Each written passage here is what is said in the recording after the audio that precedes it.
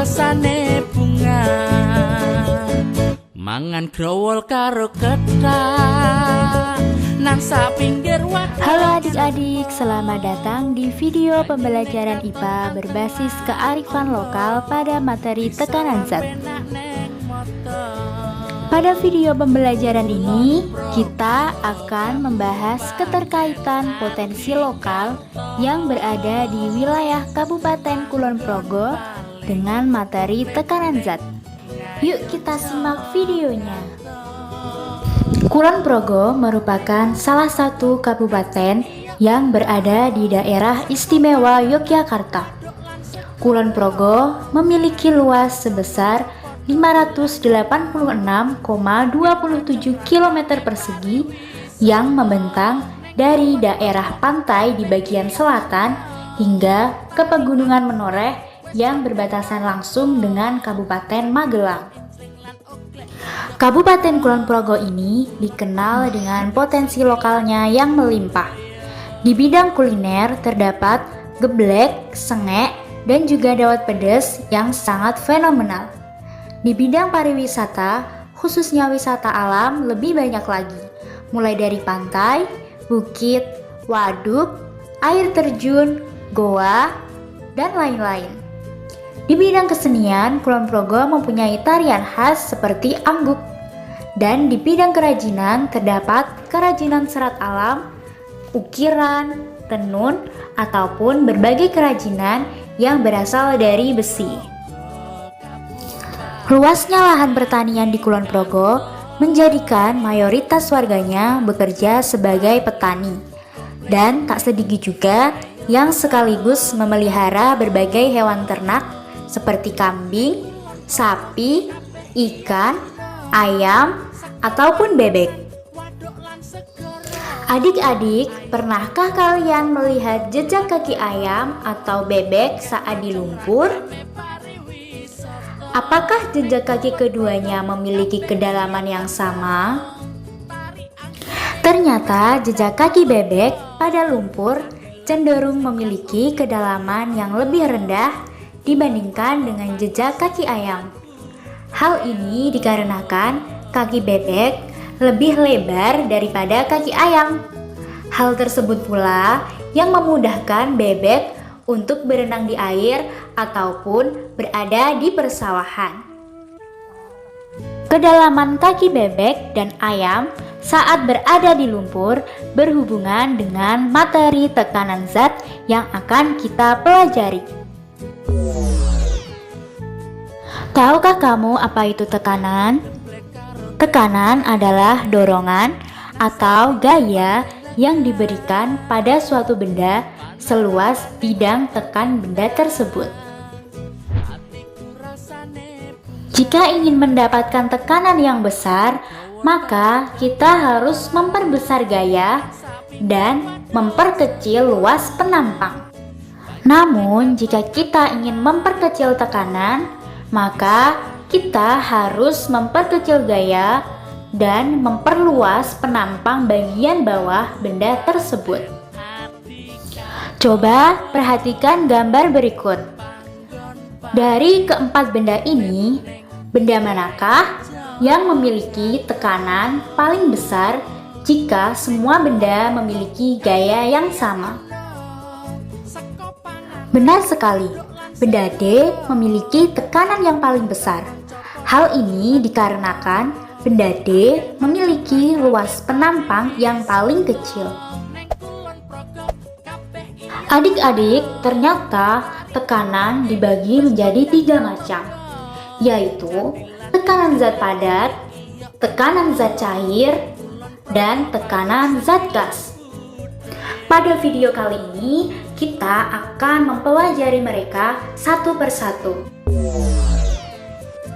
Sampai saat ini, di Kabupaten Kulon Progo masih terdapat sentra pandai besi. Salah satu sentra pandai besi di Kulon Progo yaitu di wilayah Klopo 10 yang memang sudah terkenal sejak tahun 1980. Sehingga produknya telah merambah hingga ke luar Pulau Jawa seperti Kalimantan dan juga Sumatera. Kerajinan besi yang biasa diproduksi di sentra pandai besi ini adalah alat-alat pertanian seperti pisau, sabit, parang, ataupun pedang yang dapat dihias dengan ukiran tertentu. Proses dalam pembuatan berbagai kerajinan dari besi ini masih sangat tradisional dengan menempa besi panas menggunakan palu. Ternyata, proses pembuatan berbagai kerajinan dari besi tersebut juga berhubungan dengan konsep IPA pada materi tekanan zat padat. Tekanan zat padat adalah perbandingan besar gaya dengan luas permukaan bidang pada zat padat. Tekanan ini dapat dihitung dengan cara membandingkan besar gaya yang menekan dengan luas alas bidang tekan. Atau dapat dirumuskan dengan P sama dengan F per A, dengan P yaitu tekanan, F gaya tekan, dan A luas bidang tekan.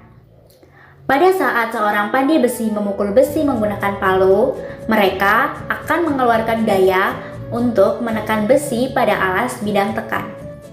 Sebagai contoh, jika seorang pandai besi memukul besi dengan gaya 100 Newton menggunakan palu yang memiliki luas permukaan 0,25 meter, berapa tekanan yang dihasilkan oleh palu tersebut?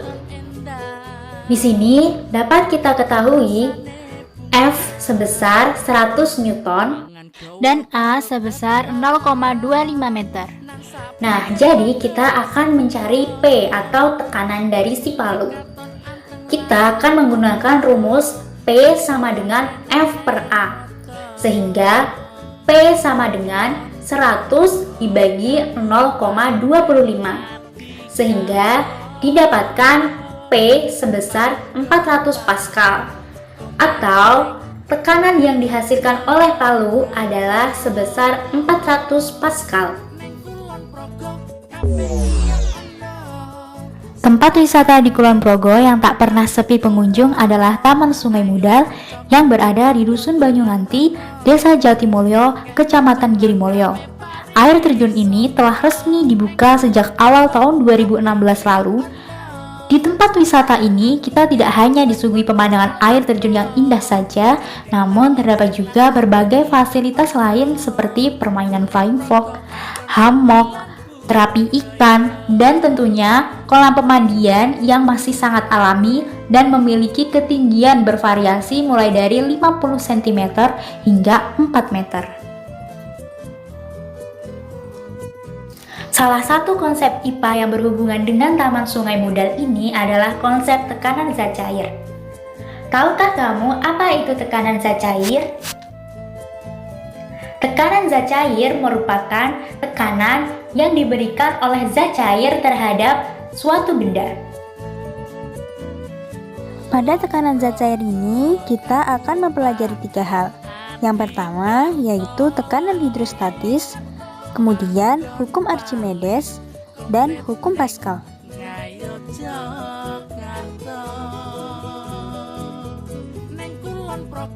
Yang pertama yaitu tekanan hidrostatis. Tekanan hidrostatis merupakan tekanan yang diakibatkan oleh gaya yang ada pada zat cair pada kedalaman tertentu. Artinya, semakin dalam posisi benda pada zat cair, maka semakin besar tekanan yang dialaminya. Tekanan ini dipengaruhi oleh massa jenis zat cair atau ρ, gravitasi bumi atau G, dan kedalaman benda atau H. Besarnya tekanan hidrostatis dapat dihitung dari perkalian ketiga faktor tersebut. Secara matematis dapat dituliskan dengan P sama dengan ρ kali G kali H, Dengan ρ sebagai massa jenis, G sebagai gravitasi bumi, dan H sebagai kedalaman benda. Sebagai contoh, seorang pengunjung Taman Sungai Mudal berenang di kolam pemandian pada kedalaman 0,8 meter. Berapakah tekanan hidrostatis yang dialami pengunjung tersebut jika diketahui massa jenis air sebesar 1000 kg per meter kubik dan gravitasi sebesar 10 meter per sekon kuadrat?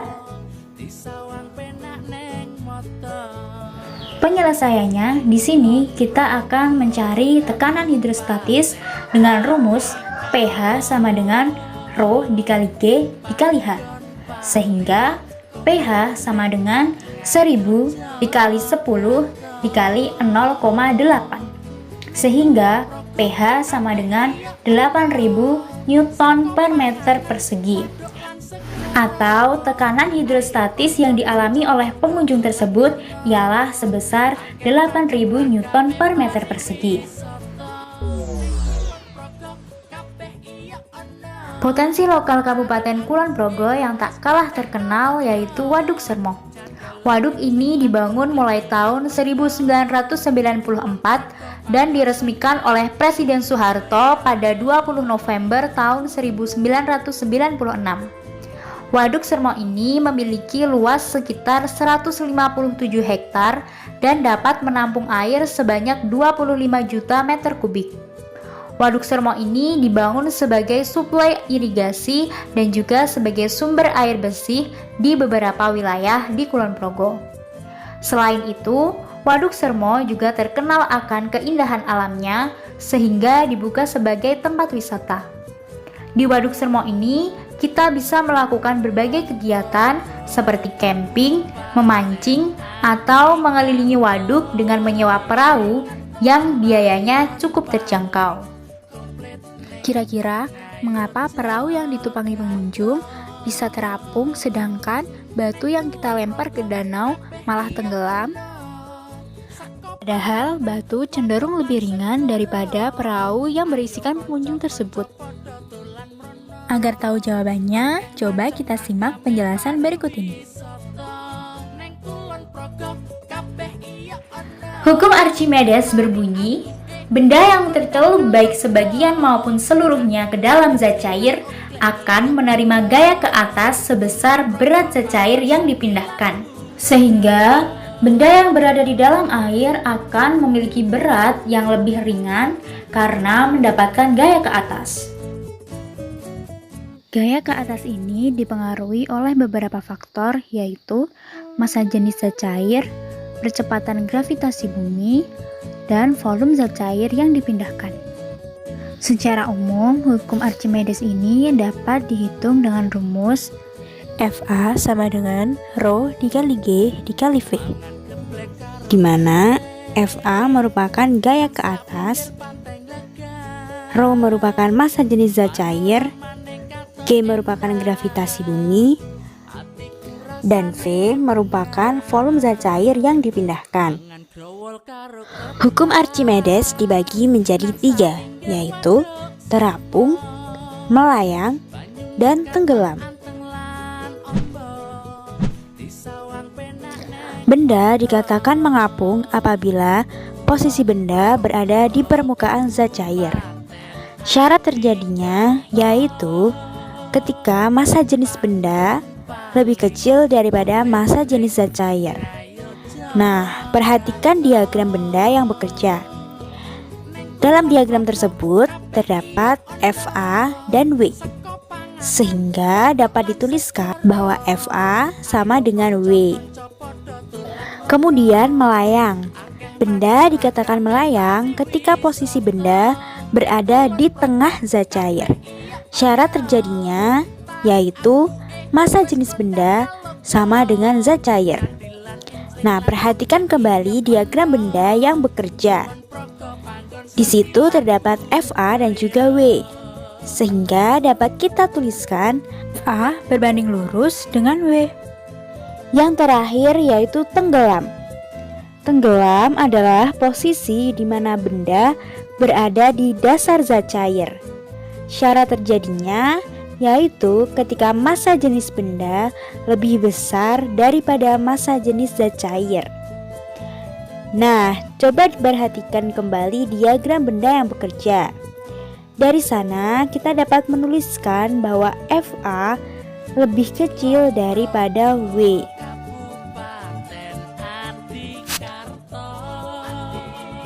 Sekarang coba kita mengerjakan contoh soal.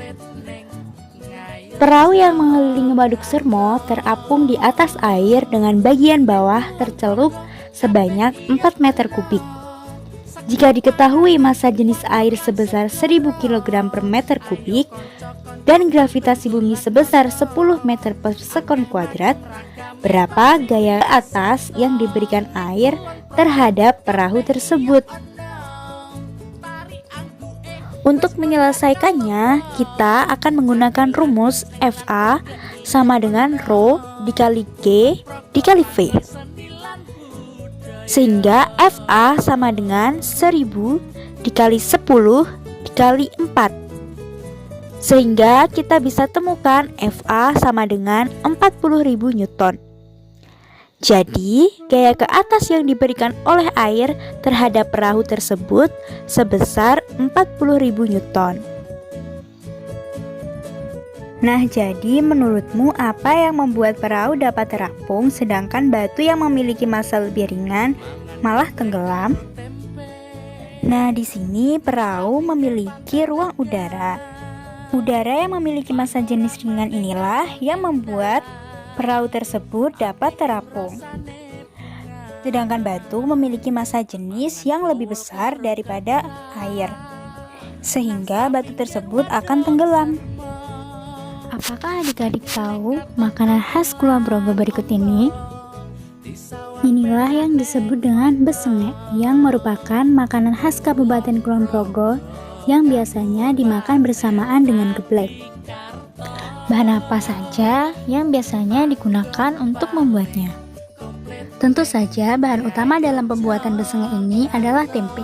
Selain itu juga bumbu-bumbu dapur untuk memperoleh rasa yang khas dan tambahan santan agar terasa lebih gurih. Tahukah kamu bagaimana santan kelapa tersebut diperoleh? Betul sekali. Pertama, kita harus memarut kelapa terlebih dahulu, kemudian memeras hasil parutan menggunakan tangan untuk memperoleh santan. Namun, bagaimana dengan pedagang yang membuat besengek dalam jumlah ratusan, bahkan ribuan per hari untuk dijual? Tentunya akan merasa kesulitan jika harus memeras santan tersebut secara manual. Kira-kira apa solusi yang bisa diberikan kepada pedagang tersebut? Seiring dengan perkembangan teknologi, ternyata kita bisa membuat alat untuk memarut dan memeras santan menggunakan mesin. Dalam pengoperasian alat ini, ternyata terdapat kaitannya dengan salah satu konsep IPA, yaitu pada hukum Pascal. Nah, adik-adik apakah sudah tahu apa itu hukum Pascal? Hukum Pascal berbunyi, tekanan yang diberikan pada zat cair dalam ruang yang tertutup akan diteruskan ke segala arah dengan nilai yang sama besar. Yuk kita simak video proses untuk memperoleh santan menggunakan mesin berikut. Pertama, kita memasukkan kelapa yang telah dikupas dalam mesin seperti berikut ini. Selanjutnya, parutan kelapa tersebut dimasukkan dalam wadah. Kemudian menutupi parutan kelapa dengan kain penyaring. Kemudian memposisikannya pada wadah dan mulai melakukan pemerasan dengan memutar baling-baling yang ada di atas tersebut. Ketika melakukan proses ini, maka hasil santan akan keluar dari lubang pada saringan dan akan mengalir ke dalam wadah. Dari tahapan pembuatan santan tersebut, menurutmu mana yang berkaitan dengan hukum Pascal? Nah, pada proses pemerasan inilah kita bisa melihat penerapan hukum Pascal. Saat parutan kelapa ditekan, air santan akan keluar dari setiap lubang dengan memperoleh tekanan yang sama, sehingga pancarannya akan sama besar. Gaya yang diperlukan untuk mendorong air santan keluar dapat dihitung menggunakan perbandingan pada hukum Pascal, yaitu F1 per A1 sama dengan F2 per A2. Misalnya, pendorong tersebut memiliki luas penampang sebesar 10 cm persegi dan diberikan gaya sebesar 50 Newton, maka berapa gaya yang dihasilkan pada setiap lubang untuk mendorong santan keluar jika diketahui luas lubang sebesar 0,2 cm persegi. Dari rumus perbandingan tersebut, sehingga dapat kita tulis 50 per 10 sama dengan F2 per 0,2, sehingga 10 sama dengan F2 dikali 10, sehingga didapatkan hasil F2 sama dengan 10/10, yaitu 1 Newton. Nah, sehingga gaya yang dihasilkan pada setiap lubangnya yaitu sebesar 1 Newton.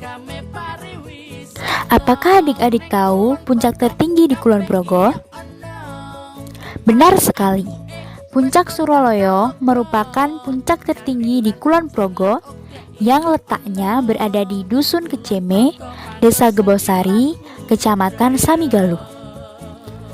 Ketinggiannya kurang lebih sekitar 1079 mdpl. Dengan ketinggian tersebut, kita akan disuguhi pemandangan yang sangat indah, mulai dari kota Yogyakarta, Candi Borobudur, Gereja Ayam, Gunung Sindoro, Gunung Sumbing, dan juga Pantai Glagah secara samar-samar. Namun, banyak sekali pengunjung yang mengeluhkan telinganya berdengung saat pulang dari puncak Suroloyo ke rumahnya yang berada di dataran rendah. Nah, kira-kira mengapa hal itu bisa terjadi? Untuk menjawabnya, mari kita simak video berikut ini. Tekanan udara terjadi karena massa molekul udara yang dipengaruhi gravitasi bumi tertarik menuju inti bumi. Akibatnya terjadi perbedaan tekanan udara di setiap tempat. Tekanan udara dapat diukur dengan sebuah alat yang bernama barometer. Pada tahun 1643, Torricelli menciptakan barometer yang berisi air raksa yang dapat menunjukkan tekanan udara di suatu tempat dalam satuan cm3. Melalui percobaannya, Torricelli menemukan bahwa tekanan udara di permukaan laut sebesar 76 cm3. Setiap naik 100 meter, tekanan akan turun sebesar 1 cm3. Atau semakin tinggi suatu tempat, maka tekanan udaranya akan semakin rendah. Jadi, misalnya kita berada di daerah yang berada di 200 mdpl, maka tekanan udara kita akan turun sebesar 2 cm3. Sehingga tekanan udara di daerah kita yaitu sebesar 74 cm3. Secara matematis, tekanan udara di suatu tempat dapat dirumuskan sebagai berikut. P sama dengan 76 dikurangi H per 100. Dengan P yaitu tekanan udara dengan satuan cm3, H merupakan ketinggian suatu tempat dengan satuan M. Sekarang coba kita hitung tekanan udara yang berada di puncak Suroloyo jika diketahui puncak Suroloyo memiliki ketinggian 1079 meter di atas permukaan laut. Kita menggunakan rumus P sama dengan 76 dikurangi H per 100. Sehingga P sama dengan 76 dikurangi 1079 per 100. Didapatkan P sama dengan 76 dikurangi 10,79. Sehingga P sama dengan 65,21 cm3. Jadi, tekanan udara di puncak Suroloyo sebesar 65,21 cm3. Nah, sekarang sudah tahu kan alasan mengapa telinga pengunjung akan berdengung saat pulang dari puncak Suroloyo? Tepat sekali, ketika pengunjung tersebut pulang ke dataran yang lebih rendah, maka tekanan udara sekitarnya cenderung lebih tinggi dibandingkan saat berada di puncak. Karena perbedaan tekanan udara antara di dalam telinga dan di luar telinga tersebut, maka telinga akan terasa berdengung. Bagaimana adik-adik? Menarik sekali ya? Ternyata potensi lokal di daerah kita banyak sekali yang berhubungan dengan konsen IPA. Jadi adik-adik bisa mencari keterkaitan potensi lokal yang lain dengan konsep-konsep IPA yang lain juga selain pada materi tekanan. Demikianlah video pembelajaran IPA berbasis kearifan lokal Kabupaten Kulon Progo pada materi tekanan zat. Semoga dapat menambah pengetahuan adik-adik semua. Sampai jumpa di video pembelajaran IPA selanjutnya. Kulon Progo Kabupaten